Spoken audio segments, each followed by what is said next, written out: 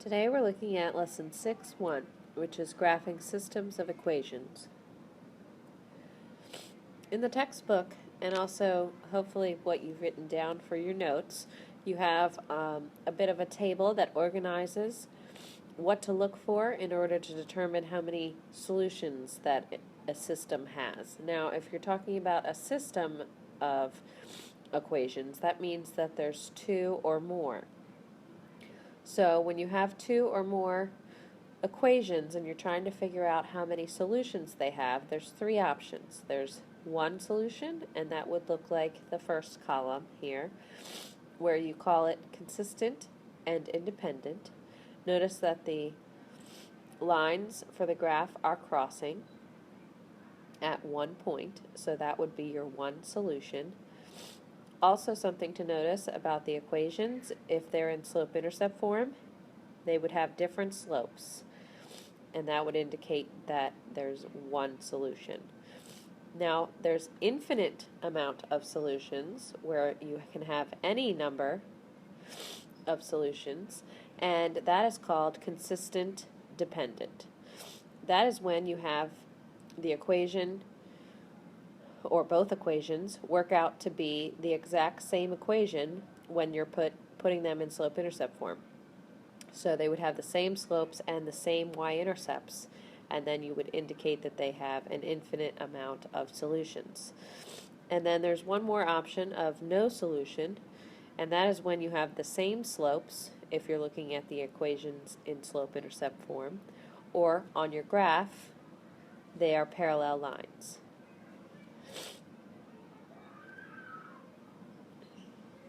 Here we have two equations. Notice that they're both in slope-intercept form. So looking at the equations, notice they also both have different slopes. Even though one is -2 and one is +2, that is different. So this would be one solution. If I were to graph them, then they would cross on the graph at one point. Here we're given two equations. We need to figure out how many solutions. And for these, going back to the last one, there's one solution, so we call that consistent and independent.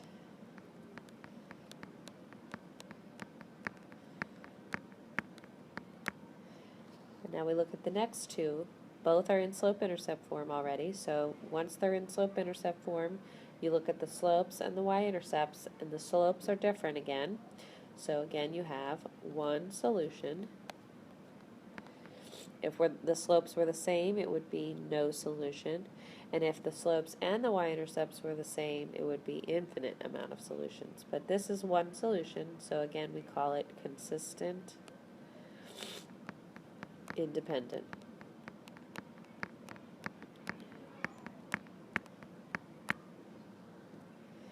Here we're asked to graph these two equations to determine how many solutions. In order to graph, we need to put them into slope-intercept form first. So we're going to move the x here.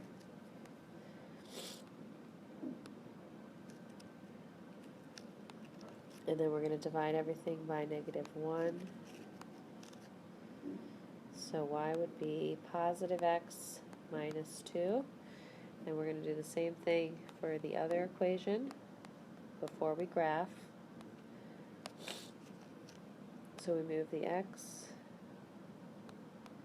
and we divide everything by 3. So y would be -2/3 x plus 3. And we're going to graph both of those equations. So y equals x minus 2.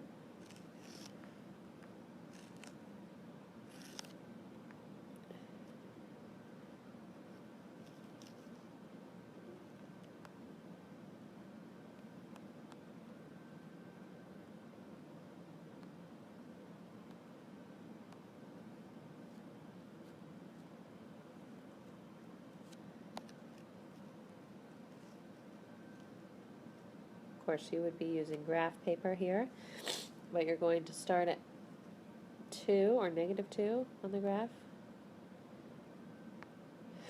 and it's x minus 2, so it's slope of 1. That means up 1 to the right 1. Up 1 to the right 1. And I would do more than you might do for a normal graph, just because you want enough points so that you can see where they intersect. So that would be y equals x minus 2. Oops. My line's a little crooked, sorry. And then we're graphing y equals negative 2/3 x plus 3. So we're going to start at 3 this time, go down 2 to the right 3. So that makes us cross right here.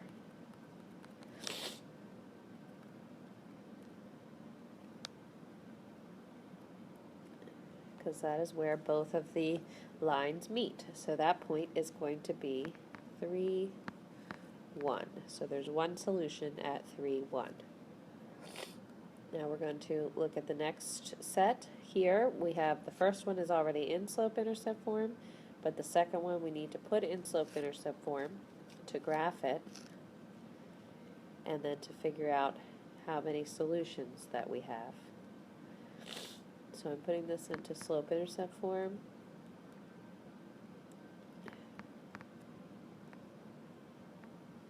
Which is y equals 2x minus 3. Notice that is the exact same as the first equation. So this is the exact same equation.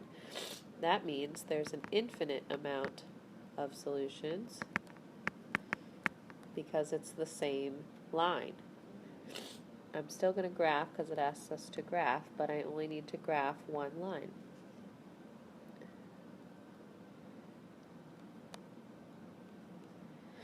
So I'm going to start at negative 3 and go, usually I go down 2 to the right 1, but I don't have enough room. So I'm going to go up 2 to the left 1 and draw my line.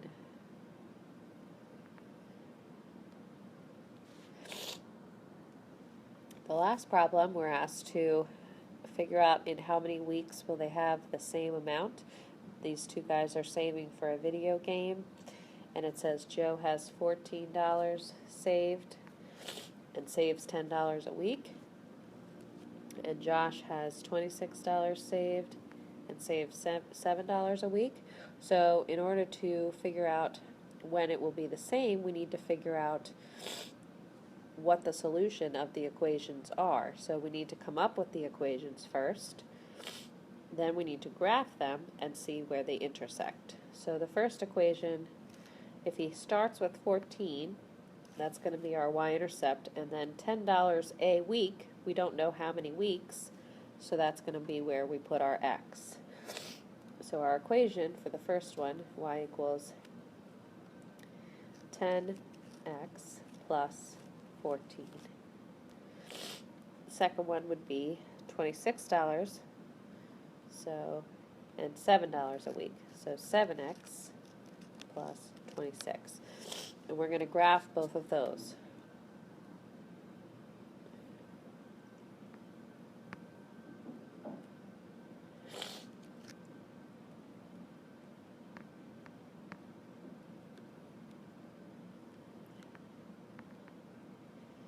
And I'm going to go by 4s to give myself enough room.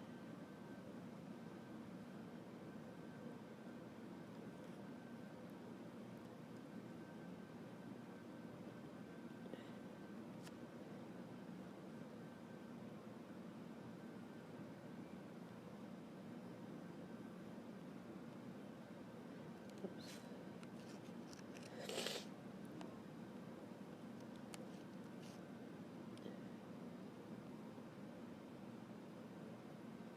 And I need to graph them both on the same graph. So I'm graphing y equals 10x plus 14 and y equals 7x plus 26. So the first one I'm going to start at 14.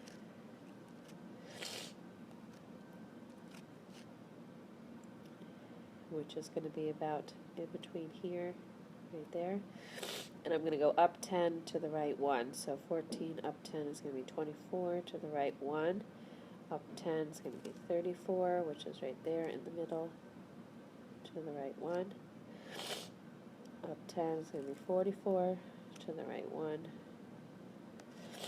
So I have my first line. Again, this is going to be more straight if you have graph paper and you're doing this on graph. Then you have starting at 26.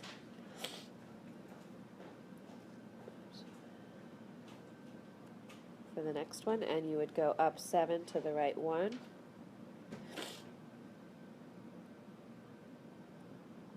And up 7 to the right 1. Up 7 to the right 1.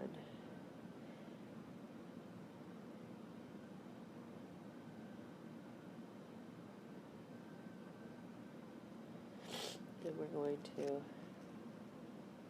draw that line. Now what you'll see is that they're eventually going to cross, and wherever they cross, so you would continue the graph until they cross, and then wherever they cross, that would be your answer. So it looks like they cross at 4 weeks, so we would have to go up a few more points to be able to determine that. And so if they cross at 4 weeks, so the point is going to be 454. And you need to know how many weeks, and the weeks are going to be the x because time is always independent.